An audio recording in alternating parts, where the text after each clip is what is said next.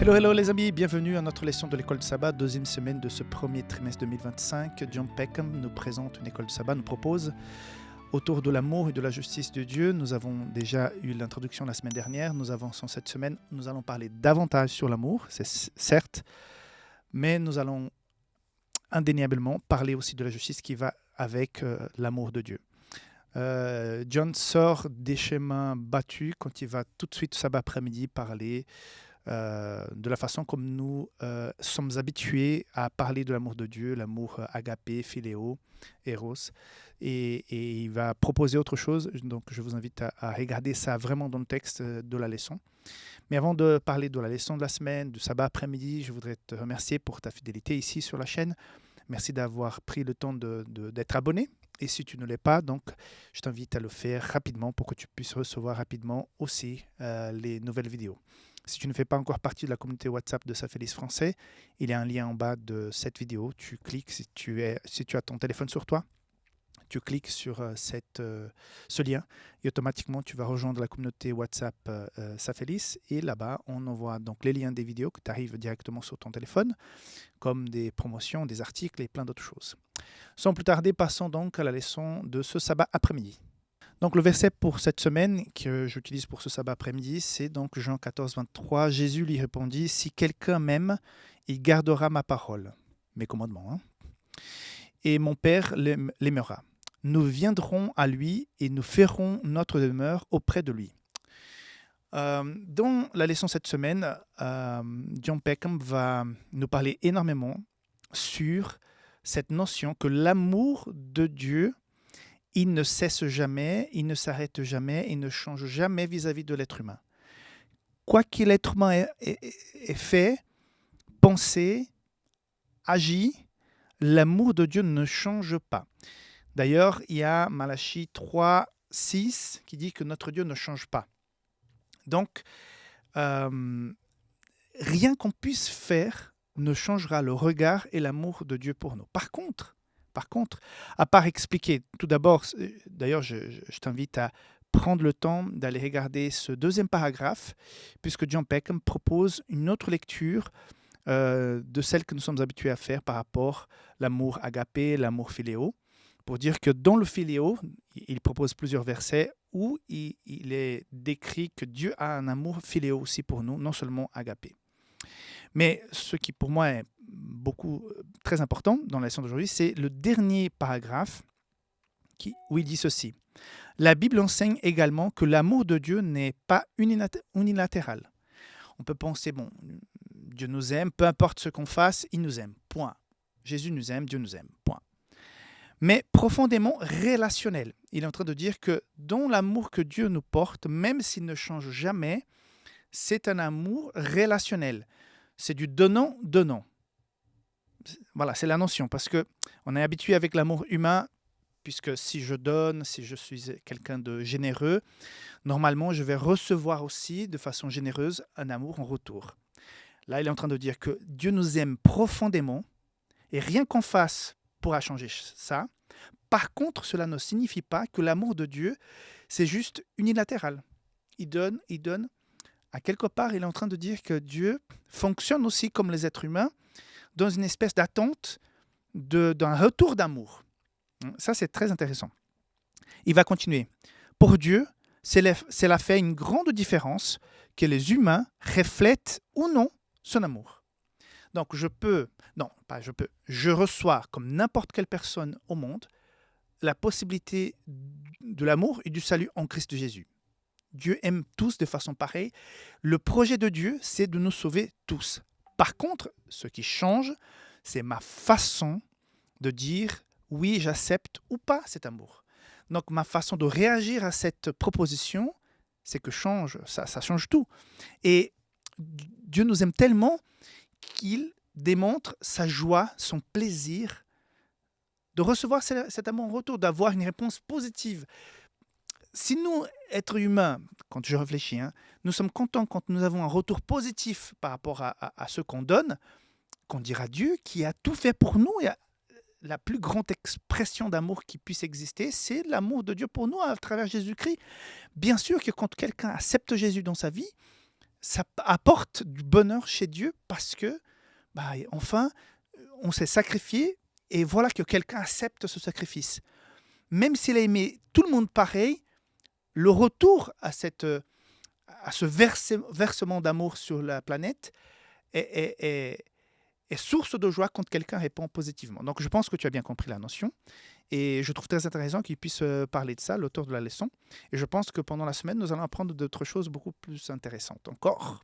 Voilà, bon sabbat à chacun et on se voit demain pour la leçon du dimanche. Bye bye.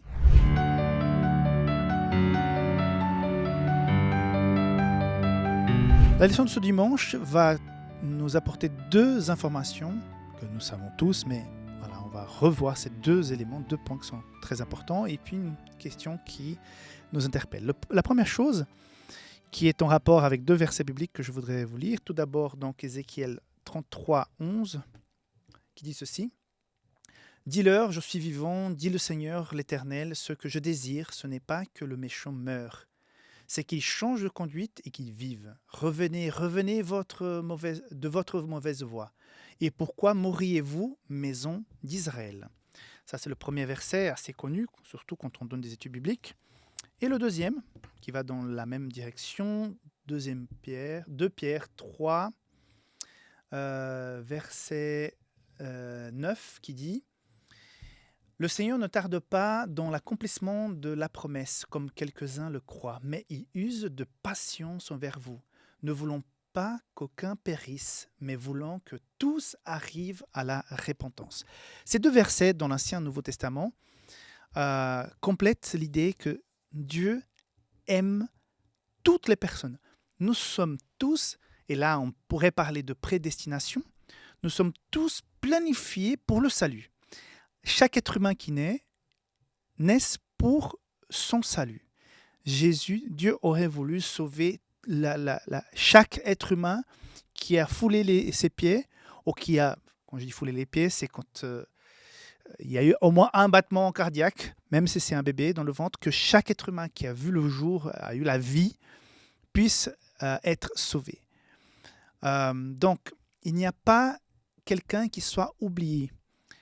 Parfois, on peut penser, mais c'est... Par exemple, j'ai lu l'information, je pense que vous avez... Je ne sais pas si vous êtes connecté, mais la semaine dernière, il y a eu une information comme quoi une nouvelle tribu en Amazonie, au Brésil, d'ailleurs d'où je viens, a été retrouvée et qui apparemment n'a jamais eu de contact avec la civilisation.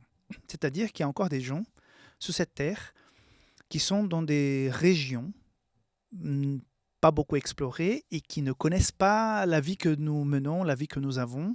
Je pense qu'ils voient passer les avions comme ça, certains bruits, mais ils n'ont pas notion de comment est la société, mais ils ont leur propre langage, leur propre code de conduite. Et là, on peut dire, mais Seigneur, est-ce que tu aimes aussi cette personne qui n'est pas dans la civilisation comme nous sommes? Oui, Dieu n'a oublié personne. Alors, comment ces personnes-là peuvent ressentir l'amour de Dieu si elles n'ont jamais eu une Bible ou si elles n'ont jamais eu un missionnaire? Et d'ailleurs, il faut penser parce qu'on envoie un missionnaire là-bas avec des bonnes intentions, mais il ne va pas transmettre beaucoup de maladies parce que nous portons certaines maladies qui ne font plus de mal, mais ces gens qui n'ont pas la même protection que nous. Donc, comment amener Jésus à ces personnes? Ou bien, si nous ne pouvons pas, si nous n'arrivons pas, ou si ce n'est pas souhaitable, certains vont dire que ce n'est pas souhaitable parce qu'on met leur vie en danger, il y a certainement une manière comme Dieu va se révéler à ces personnes. Ces personnes pourront et ont l'occasion de voir Dieu, pas de la même manière que nous, pas au travers d'une Bible, mais Dieu se révèle, n'oubliez pas, dans la nature. Donc, Dieu aime chacun d'entre nous. C'est le premier point que l'auteur de la leçon nous propose pour ce dimanche. Dieu aime chaque personne. Il n'y a personne qui a été oublié, même pas cette tribu au fond de l'Amazonie. Deuxième point, même si la personne a commis des erreurs, parfois très graves à nos yeux, parce que nous portons des jugements, bien sûr, très très graves, cet amour ne s'arrêtera jamais. Donc, il n'y a pas un point où l'amour de Dieu va cesser pour une personne. Là, je fais un petit crochet que la leçon ne mentionne pas. On pense toujours à ce péché impardonnable. En tant qu'Église adventiste, nous avons même une étude biblique qui s'appelle le péché impardonnable. Parce qu'en fait, entre guillemets, ça n'existe pas, ce péché impardonnable. On ne peut pas commettre quelque chose qui sera impardonnable. Même si on peut citer des exemples des gens qui ont fait des choses terribles contre l'humanité, voilà, ça me dépasse. Hein. Ce n'est pas un péché impardonnable. On dit un péché impardonnable, c'est quand la personne s'éloigne tellement de Dieu que sa voix pour nous appeler, pour nous inviter à nous repentir, à revenir sur nos pas et nous rapprocher du Christ, ne peuvent plus atteindre cette personne. Elle est devenue sourde aux appels du Saint-Esprit. Donc là, on parle de péché impardonnable. Mais en fait, ça n'existe pas le péché impardonnable. C'est que la personne fait un pacte, on va dire, c'est un pacte avec Satan à un point où elle n'est plus touchée du tout concernant les appels divins à la repentance. Là, on peut dire, voilà, la personne, entre guillemets, a commis le péché impardonnable. Mais ça n'existe pas. Et là, la leçon est en train de dire, l'amour de Dieu ne s'épuise jamais. L'amour de Dieu est éternel. Donc, il aime tous, et peu importe ce que la personne ait fait, vécu, l'intensité de son amour ne change pas et elle ne s'arrête pas. Ok? Alors, les 2 points et la question dernière. Comment pouvons-nous accepter et vivre cette réalité dans notre vie quotidienne? Comment peut-on aimer quelqu'un qu'on n'apprécie pas? Je peux vous dire qu'en tant qu'être humain, il y a des gens que j'apprécie davantage et d'autres que j'apprécie moins. D'autres que j'admire, d'autres que je n'admire pas. Et parfois, quand je vois certaines injustices, j'ai des envies, en tant qu'être humain, de vengeance, que cette personne paye le mal qu'elle a fait. Quand je vois des personnes qui ont touché des enfants, par exemple, ça me travaille. J'ai de la peine, beaucoup de peine avec des gens qui ont commis des barbaries contre des enfants. Je ne sais pas pourquoi, chacun a ses sensibilités. Mais voilà, un enfant pour moi, c'est un enfant qui n'a pas de défense, qui ne sait pas se défendre, qui ne comprend pas très bien les choses, et qu'un adulte puisse abuser d'un enfant, ça me touche au plus profond. Donc, j'aurais moins tendance à pardonner cette personne, je dis ouvertement. Okay? Pourquoi? Parce que je reste un être humain, mais Dieu fonctionne autrement. Comment peut-on appliquer à notre niveau cet amour de Dieu? Un point auquel je pense, c'est que, comme j'ai mentionné au début, plus on passe du temps à adorer, à réfléchir, à méditer sous l'amour de Dieu pour nous et pour les autres qui sont autour de nous, plus nous allons faire en sorte que cet amour puisse jouir et fructifier dans notre cœur. On sera prêt peut-être à aimer des gens qu'aujourd'hui on n'aime pas, parce que le Saint-Esprit aura fait un travail beaucoup plus profond, beaucoup plus puissant. Et surtout, comprendre que nous sommes pardonnés, que nous sommes aussi des gens qui ont reçu cette bénédiction qui est l'amour de Dieu pour chacun d'entre nous, qui nous a pardonné nos péchés. Donc si Dieu nous a pardonné, il nous invite aussi à faire de même. Nous allons en reparler cette semaine. Ok?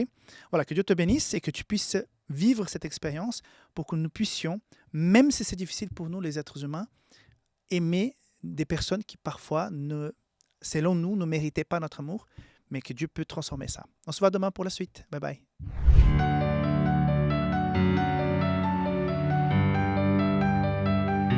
L'amour et l'alliance. Donc, comme je disais, nous avons vu hier que l'amour de Dieu n'oublie personne et l'amour de Dieu ne s'arrête pas, on ne diminue pas, on ne disparaît pas vis-à-vis de qui que ce soit. L'amour de Dieu est constant.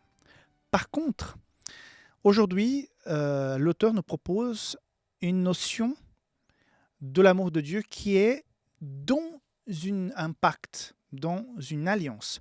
Souvent, comme dit l'auteur, Dieu illustre sa relation avec nous au travers des relations familiales, entre hommes et femmes, comme nous connaissons très bien, entre Jésus et son Église, entre une mère et un enfant, et entre un couple, l'amour de Dieu peut parfois être représenté comme ça. Donc, dans une relation d'un couple, par exemple, quand il y a mariage, il y a un pacte, non seulement un pacte de fidélité, mais un pacte d'amour, un pacte d'entraide, de relation, de soutien, de compagnonnage. Donc voilà, on va marcher ensemble.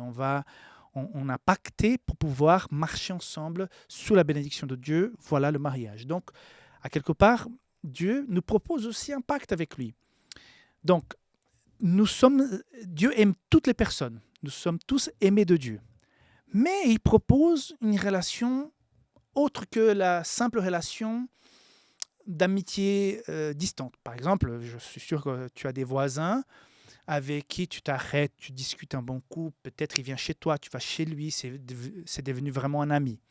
Il y a d'autres voisins que tu dis bonjour, bonsoir, bonne nuit à chaque fois que tu le croises, et puis c'est tout. Donc, il y a pas c'est pas que la personne soit une mauvaise personne, c'est que tu peux pas non plus avoir l'intimité avec tous tes voisins, mais il y a des gens qui sont plus proches et d'autres qui le sont moins. Donc, Dieu nous propose une alliance. Il a, au travers d'Abraham, donc il a commencé son peuple, a proposé une alliance à ce peuple. Et cette alliance, quand elle est établie, il y a, entre guillemets, un bonus dans cette relation avec Dieu, parce que non seulement nous recevons cet amour de sa part, mais quand on est dans cette alliance, il y a le bonus d'amour de la part de Dieu. J'espère que je m'explique bien. Donc on va voir le verset 7 dans Deutéronome 9 de Deutéronome 7, qui dit ceci.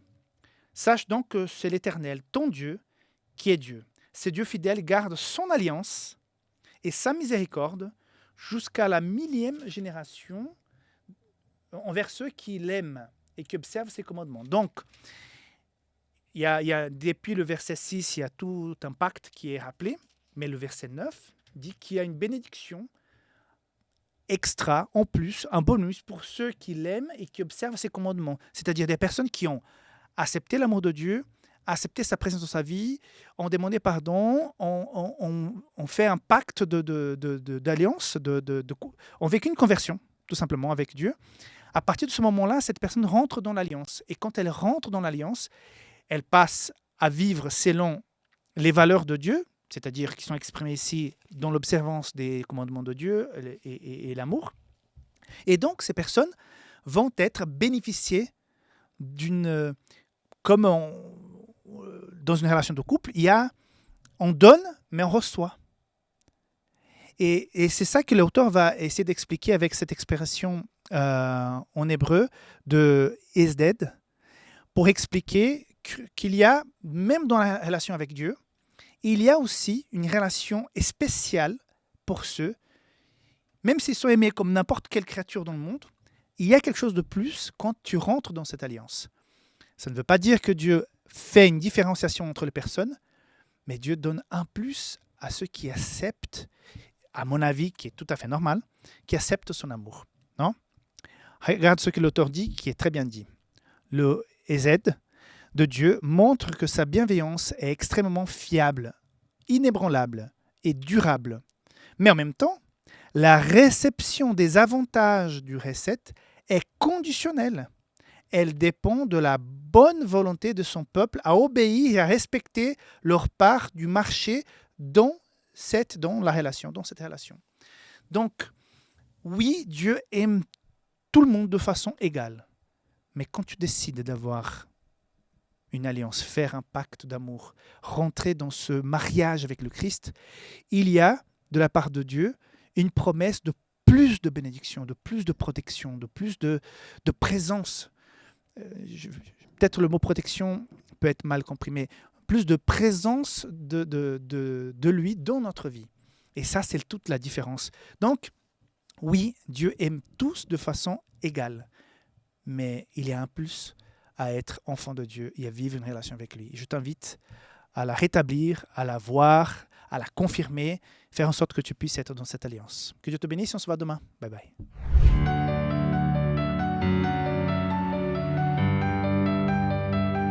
Une relation conditionnelle. Donc, l'auteur aujourd'hui propose de poursuivre l'idée qu'il a lancée hier. Donc, Dieu aime tout le monde pareil. Dieu propose en plus un bonus, un extra, c'est de faire une alliance avec lui. Et dans cette alliance, il y a des conditions. Bien sûr, quand on fait une alliance avec quelqu'un, quand on va se marier ou quand on fait une société avec quelqu'un, tout le monde doit apporter avant de penser aux bénéfices qu'il va pouvoir en retirer. Donc, dès qu'on parle d'alliance, oui, Dieu va nous bénir de façon extraordinaire, mais Dieu attend de nous un comportement, c'est pas un comportement, ça peut suggérer quelque chose d'assez mécanique, mais une façon de vivre selon les valeurs qu'il a proposées. Donc c'est pour ça qu'il parle des commandements. Quand on parle de commandements, ce n'est pas un code de choses qu'on doit obéir, mais ce sont des principes de vie qui sont appliqués à toutes les époques, à toutes les nations et à tout moment de la vie de quelqu'un. Donc nous devons vivre selon ces principes de vie. Voilà, c'est ça, c'est mieux expliqué. Or, ce que la leçon nous propose aujourd'hui, c'est d'expliquer que si dans ce pacte, à un moment donné, je romps ce pacte, je rentre parce que j'ai envie de recevoir cette bénédiction et tout. Au départ, je la ressens. Et effectivement, je sens davantage la présence de Dieu parce que même si je sais qu'il aime comme il aime tout le monde, à partir du moment que je rentre dans ce pacte, dans cette alliance avec Dieu, je le sens et je bénéficie davantage de ces bénédictions. Or, une fois que je rentre, ce n'est pas parce que je suis dedans, parce que mon nom est inscrit dedans, dans ce pacte, que mon nom est inscrit dans j'en sais rien, dans son contrat spirituel, que je peux maintenant faire ce que je veux. Non, c'est que tu t'es proposé à vivre selon certaines valeurs. Hein. Donc, si je ne vis plus, si je rends ce contrat, automatiquement, et tu es libre de le faire, personne ne va t'empêcher. Tu n'es pas rentré pour être enchaîné, tu es libre de rentrer, libre de sortir. Alors, si tu rends ce contrat, ma foi, ces bénédictions extra que tu recevais de la part de Dieu, parce que tu étais dans une relation qui n'était pas unilatérale seulement, elle était bidirectionnelle. Donc, tu rends cet échange bidirectionnel et tu décides de toi-même de sortir de cette sphère. C'est très intéressant ce que l'auteur nous propose dans le livre d'Osée. Quand on lit déjà ici, Osée chapitre 9, verset 15, qui dit « Toute leur méchanceté se montre à Gilgal, c'est là que je les ai pris en aversion, à cause de la malice de leurs œuvres. Je les chasserai de ma maison. Je ne les aime plus. Non, je ne les aimerai plus. Tous leurs chefs sont des rebelles. » Donc, Dieu qui est en train de dire « Je ne vais plus les aimer, c'est fini. Je ne les aimerai plus, c'est mort. » Par contre, il va dire dans 14, verset 4, « Je réparerai leur infidélité, j'aurai pour eux un amour sincère, car ma colère s'est détournée d'eux. » Donc, ce même Dieu qui a dit qu'il ne va plus aimer, il est en train de dire, oui, mais bon, ils se sont retournés vers moi, je vais effacer ma colère, je vais rétablir mon alliance. Donc, la leçon d'aujourd'hui, l'auteur veut dire, oui, rentre dans une alliance avec Dieu parce que ça va être spécial, ça va être différent, ça va être plus puissant. Même si Dieu aime tout le monde pareil, là-dedans, tu vas sentir quelque chose de différent, tu vas vivre quelque chose de différent. Par contre, si dans cette relation, tu rends ta partie de contrat, ma foi, c'est ton droit, tu peux le faire, pas de souci. Mais n'espère pas rester sous cette pluie de bénédiction parce que tu t'es retiré, tu as rompu le contrat, tu as décidé de ne plus vivre selon les valeurs que tu as déclarées au départ. Et d'ailleurs, l'auteur va dire à la fin de la leçon, dernier paragraphe, « Mais plutôt que tout comme nous ne pouvons pas empêcher le soleil de briller, nous pouvons nous couper des rayons du soleil. De même, nous ne pouvons pas rien faire pour arrêter l'amour éternel de Dieu, bien sûr, l'amour de Dieu ne change jamais, mais nous pouvons rejeter une relation avec lui, une relation de pacte, d'alliance, et ainsi nous couper de ce qu'il offre, notamment la promesse de la vie éternelle. » Voilà, Dieu va aimer, je vais appeler méchant, Dieu va aimer le méchant jusqu'à son dernier souffle. Mais ce n'est pas pour autant que ce méchant a accepté la vie éternelle. Il n'a pas accepté, donc, ok. Mais ceux qui ont vécu et qui ont accepté Jésus et qui ont accepté la vie éternelle, après leur dernier souffle sur cette terre, il y a la promesse de la vie éternelle. C'est un autre traitement. Ce n'est pas que Dieu soit indifférent vis-à-vis de certaines personnes, mais à partir du moment qu'on connaît son amour, bien sûr que nous avons certains privilèges, bien sûr que nous acquérons cette espérance de la vie éternelle et notre façon de vivre, notre façon de voir change complètement. Ça, c'est la beauté de l'alliance avec Dieu. C'est l'alliance que je souhaite à chacun d'entre nous. Que Dieu te bénisse et on se voit demain. Bye bye.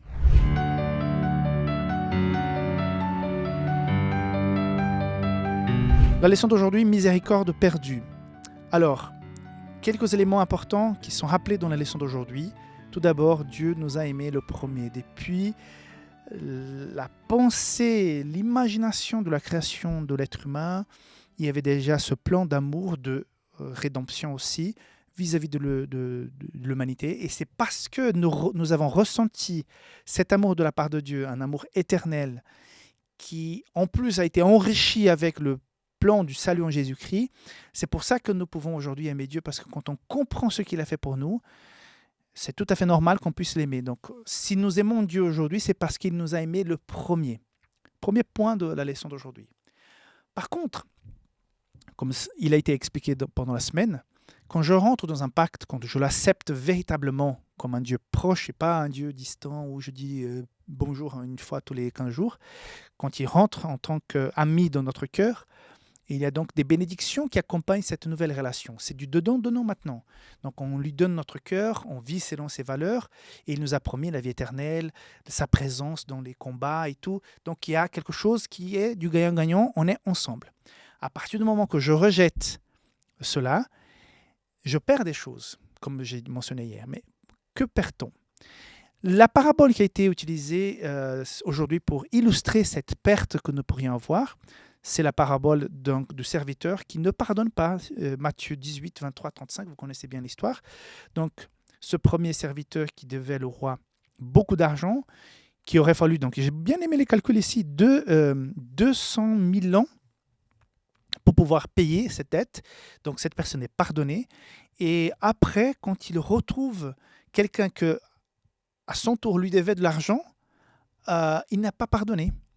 Et donc, il a été rude avec cette personne. Et quand le roi a appris cela, donc il est revenu en arrière. Vous voyez, il avait fait un pacte avec ce serviteur qui était vraiment très, très, très, très endetté. Il l'a pardonné. Ce serviteur a retrouvé la liberté, mais il a fait mal usage de sa liberté, puisque quand il a rencontré quelqu'un qui était, entre guillemets, emprisonné dans son péché, dans sa dette, lui, à son tour, il aurait dû pardonner, mais il ne l'a pas fait. Ok, ça a duré un certain temps, jusqu'au jour que finalement, le roi qui avait pardonné l'immense dette revient en arrière. Donc, il va perdre la miséricorde, le pardon de ce roi. Il va revenir en prison. De la même manière, quand nous refusons la miséricorde de Dieu, quand nous sortons de son pacte, de son alliance avec lui, ma foi, c'est la conséquence tout à fait naturelle. Donc, on va perdre de sa miséricorde. C'est la justice qui va rentrer et qui va faire son travail. Parce que nous nous rendons à nouveau coupables d'un péché. Le salaire du péché est la mort. Jésus-Christ n'est plus celui qui est mort pour moi. Il est mort pour tout le monde. Mais je n'accepte plus sa mort pour moi. Je le rejette. Donc, je deviens le seul responsable de mon péché. Donc, je laisse la miséricorde, la grâce, je la mets dehors. OK ? Et donc, j'assume les conséquences. Et quelles sont les conséquences ? Comme dans la parabole, le roi rappelle celui-là et il dit « Mais qu'est-ce que tu fais ?»« Mais tu reviens en prison. » Donc, il a perdu encore une fois sa liberté. Il redevient prisonnier du péché, dans l'occurrence. Regarde ce qu'il dit l'auteur à la fin. Bien sûr, la compassion et la miséricorde de Dieu ne viennent jamais à manquer. Jamais. Toujours patient, miséricordieux. Mais on peut finalement rejeter et même perdre les bienfaits de la compassion et de la miséricorde de Dieu. Donc, c'est une mise en garde que l'auteur de la leçon nous met aujourd'hui, en disant, nous présente aujourd'hui, c'est tout à fait naturel. Tu es bienvenu dans la grâce de Dieu, mais tu es libre aussi de repartir. Mais si tu repars, sache qu'il y a les conséquences naturelles, et ce n'est pas que Dieu est méchant, que Dieu est vilain parce qu'il ne va pas te donner la grâce, la vie éternelle, malgré le fait que tu l'aies rejeté. Ça n'a pas de sens. Même humainement parlant, ça n'a pas de sens. Donc, voilà la mise en garde qui fait l'auteur aujourd'hui. Est-ce que nous sommes toujours dans la grâce, dans la miséricorde de Dieu ? Est-ce que nous sommes capables de pardonner des gens qui nous ont fait du mal, tout en nous rappelant que si nous sommes peut-être aujourd'hui en paix, c'est parce que Dieu nous a pardonné à son tour. Donc, faire très attention. Comme j'ai dit tout à l'heure, moi, en tant qu'être humain, j'ai de la peine à pardonner certaines choses parce que c'est très gros pour moi, certaines choses, très fort. Mais j'avoue, je reste dans ma limite humaine. Mais Dieu nous invite à dépasser cela et aller plus loin et se dire, Seigneur, même si cette personne était extrêmement mauvaise, méchante, donne-moi le pouvoir du Saint-Esprit de pouvoir lui pardonner parce que c'est très compliqué pour moi en tant qu'être humain. Parce que Dieu, il est capable. Donc, restons humbles et restons dans le pacte avec notre Seigneur. Nous nous verrons demain pour la suite de la leçon. Bye bye.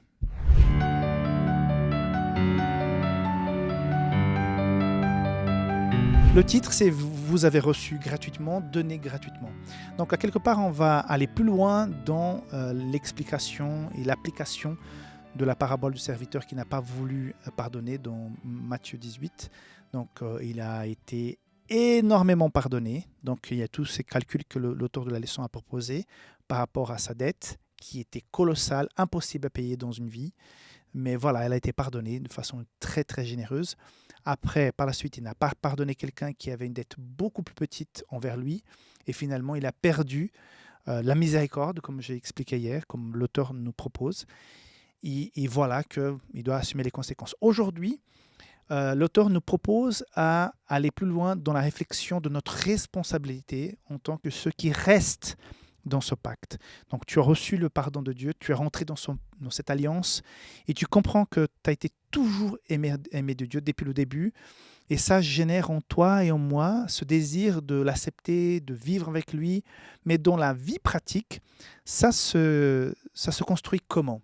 Alors ça se construit avec les mêmes principes qui nous ont été présentés dans la parabole et dans d'autres endroits de la Bible.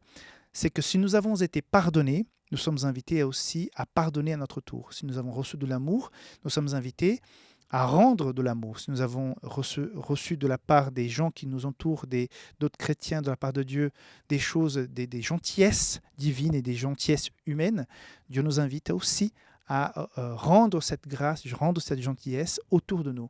C'est-à-dire vivre une vie en conséquence par rapport à ce cadeau qui est le salut en Christ, de le connaître, comprendre ce qu'il est, ce qu'il a fait pour nous, et rentrer dans ce pacte.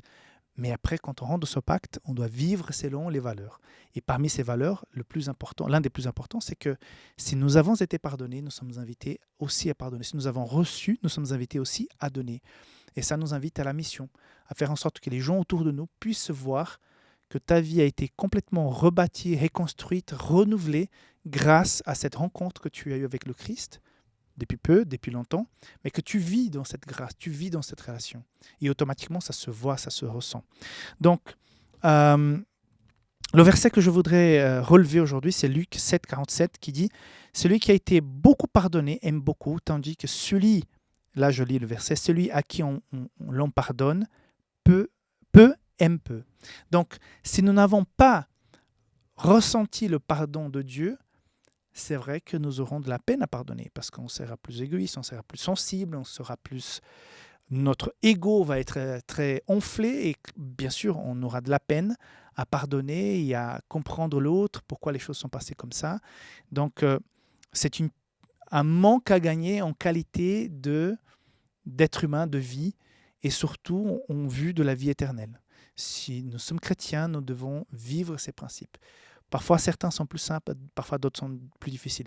Parce que parfois, on va rencontrer des gens que, selon notre point de vue, ne méritaient pas un pardon, qui méritaient au contraire la condamnation. Parce que nous, en tant qu'êtres humains, on va juger avec des paramètres qui ne sont pas les paramètres de Dieu, et on va vite voir et constater et condamner et avoir même des envies de violence vis-à-vis de ces personnes parce qu'on veut qu'elles payent ce qu'elle a fait, tandis que Dieu voit ça d'une autre manière. Donc, l'invitation de la leçon aujourd'hui, c'est de vivre en conséquence, vivre selon le cadeau que nous avons déjà reçu de la part de Dieu. Deuxième point ici, que je trouve très intéressant, l'auteur nous propose, nous devrions aider les gens dans leur vie quotidienne, ici et maintenant, et chercher également à être des canaux d'amour de Dieu et leur indiquer celui qui leur offre la promesse de la vie éternelle dans un nouveau ciel et une nouvelle terre. Voilà le résumé de notre mission. Si tu restes dans l'alliance, reste actif. Il faut bouger, il faut faire en sorte que par les moyens qui sont les tiens, l'endroit où tu te retrouves, peu importe les circonstances, que tu puisses partager l'amour de Dieu avec ceux et celles qui sont autour de toi. Voilà le message de Dieu pour toi aujourd'hui au travers de cette leçon. Et on se voit demain pour clore la semaine 2 de la leçon de ce premier trimestre de l'école de sabbat. À demain, bye bye.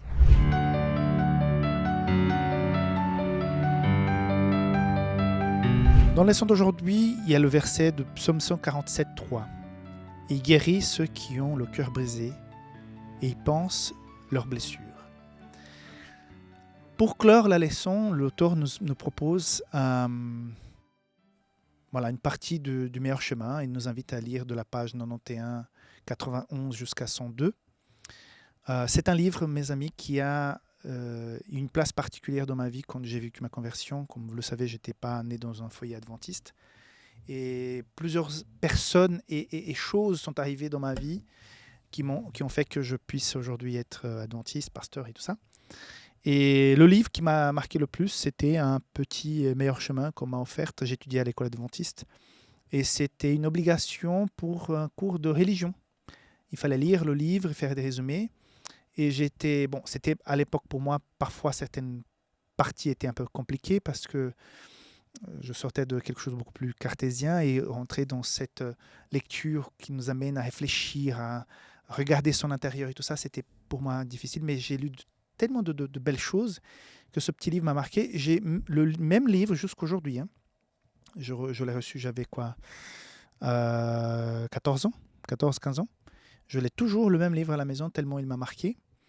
Parce qu'il y a des perles. Donc c'est un livre. J'ai été plusieurs fois dans la rue pour faire de l'évangélisation. Je peux vous dire qu'on a distribué plusieurs livres, mais celui qui avait le plus d'impact chez les gens qui revenaient après, parce qu'on passait 15 jours dans les rues à distribuer le même livre, à maintes reprises, plusieurs personnes qui ont eu le meilleur chemin sont revenues pour nous rencontrer, pour dire que le livre était merveilleux, que ça les a impactés. Donc c'est un livre vraiment béni. Alors par rapport au contenu qui nous est proposé aujourd'hui, c'est tout simplement reconfirmer, redire à chacun d'entre nous que notre Dieu est capable de tout pour nous aimer. Il est capable de pardonner tout. Il est capable de tourner la page de n'importe quelle histoire sombre que nous ayons dans notre vie. Il est capable de voir la personne en dehors de ce qu'elle a fait. Parfois, nous, les êtres humains, je me souviens une fois où je suis arrivé à une église et j'étais là et tout à coup, quelqu'un m'a dit « Ah, tu vois, c'est telle personne qui vient de parler. Ah, il a fait telle chose dans sa vie. » Et j'étais marqué cette fois-là parce que j'ai pas demandé, je connaissais à peine la personne qui était à ma gauche, et qu'elle attire mon attention pour me dire quelque chose de mal qu'avait fait cette personne, par le passé en plus, c'est pas quelque chose de récent. Ça m'a interloqué, j'ai dit « Mais pourquoi cette personne ?» À quelque part, elle a entaché l'image de cette personne vis-à-vis de moi, personne que je ne connaissais même pas encore. Mais le jour où je l'ai saluée, la première chose qui est venue à mon esprit, c'est ce qu'elle a fait par le passé, parce qu'on m'a dit. Donc, nous fonctionnons comme ça, les êtres humains. Donc, les personnes portent les fardeaux de leurs fautes. Et ça, c'est très, très dommage, parce que Dieu regarde de toute une autre manière. C'est pour ça que l'Église est un hôpital, hein, parce qu'on n'est que des malades là-dedans. Donc, parfois, il y a des commentaires de travers. J'ai déjà eu fait des commentaires, j'ai déjà entendu des commentaires de travers. Malheureusement, c'est comme ça. Mais je préfère être dans l'Église parce que je sais que je suis dans la maison de Dieu avec mes frères et sœurs imparfaits tels que comme ils sont, parce que je suis aussi imparfait qu'être en dehors de sa famille. Mais pour revenir, c'est impressionnant la capacité de Dieu de voir chacun au niveau de son cœur. Et il est capable de nettoyer toute la saleté qui couvre le cœur de la personne pour aller trouver la perle qu'il y a là-dedans et pour dire, écoute, si tu veux t'en sortir, je suis prêt à te relever. Si tu es prêt, allez, relève-toi, je t'accompagne. Et ça, c'est voilà, il n'y a pas de mots, c'est tellement fort et profond. Donc, si je parle à quelqu'un qui a commis des erreurs par le passé, comme moi aussi j'ai commis, sache que Dieu te pardonnera. Dieu va te relever. Il y aura de remarques insensibles, de regards un peu jugeants, oui. Mais dans l'Église, en dehors de l'Église, n'importe où, tu vas voir ça. N'importe où. À chaque fois que les gens apprendront comme tu étais, peut-être tu étais infidèle, ou peut-être tu as trahi, tu as été mauvais dans les affaires vis-à-vis de quelqu'un, je ne sais pas, tu as fait quelque chose qui t'a entaché, entre guillemets. Bon, les gens vont peut-être avoir un regard de jugement. C'est humain. Faut pas, il n'y a pas une église de saints où il y a jamais un regard ou un endroit où on va t'accueillir comme des héros, des gens super parce que voilà, ils sont tous aimants et gentils. Nous vivons encore sous terre et même dans l'église, même dans des endroits où on devrait recevoir que de l'amour, il y a le péché dedans aussi parce que nous sommes tous contaminés. Par contre, l'Église, en tout cas moi, c'était l'endroit où j'ai été accueilli le mieux, où j'étais vraiment reçu, euh, où les gens m'ont accepté tel comme j'étais. J'avais pas beaucoup de... Je me souviens, je sortais de l'adolescence quand je rejoins l'église. On m'a traité avec beaucoup d'intérêt et de respect et ça m'a énormément touché. J'étais un jeune, je n'avais aucune importance. J'étais vraiment euh, pratiquement sortant de l'adolescence et on m'a pris au sérieux, on m'a respecté, on m'a aimé. Et ça fait toute la différence. Donc, euh, le plus important, c'est de sentir l'amour de Dieu. Et après, Dieu mettra les gens autour de toi qui vont te soutenir, qui vont t'accompagner. D'autres moins, d'autres plus. Mais il n'y a pas d'autre endroit, à part la maison de le Seigneur, à part le Seigneur lui-même, pour qu'il puisse te redonner cet espoir, te relever et faire en sorte que tu puisses aller de l'avant. Donc c'est tout le bien que je te souhaite. Si jamais tu t'es éloigné, si tu as chuté, si tu as failli, bienvenue au club, relève-toi, Dieu est prêt à te relever et aller de l'avant avec toi. Que Dieu te garde et on se voit la semaine prochaine. Bye bye.